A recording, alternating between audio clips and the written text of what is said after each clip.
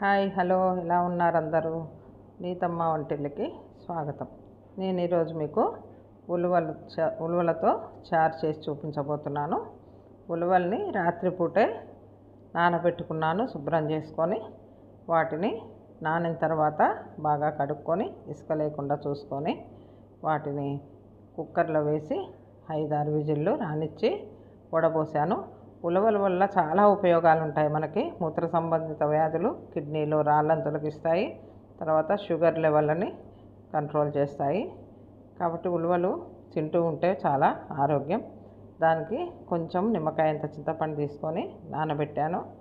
తర్వాత ఉలువల్ని మిక్సీ పట్టుకున్నాను. మిక్సీ పట్టుకొని పెట్టుకున్న పక్కన.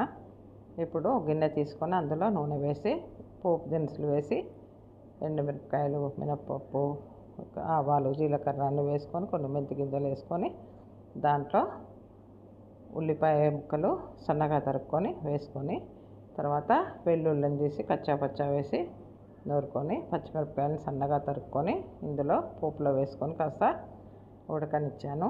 ఉడకనిచ్చిన తర్వాత దాన్ని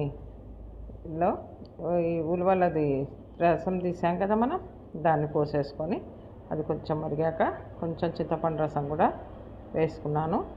ఈ ఉలవల్లో B1, B6, B2 ఉంటాయి. ఇవి మనకి చాలా మేలు చేసేటటువంటివి. ఇవి ఎక్కువగా ఆహారంలో చేర్చుకొని తింటూ ఉండాలి. ఇవి తిన్నట్లయితే మనకు ఎంతో ఆరోగ్యాన్ని ఇస్తాయి. ఫైబర్ ఉంటుంది చాలా, దీంట్లో ప్రోటీన్స్ చాలా ఉంటాయి. పిల్లలకు కూడా చాలా ఆరోగ్యానికి మంచిది. కాబట్టి ఉలవల్ని మనము ఎక్కువగా ఆహారంలో తీసుకోవాలి. కొంచెం ధనియాల పొడిని వేసుకున్నాను.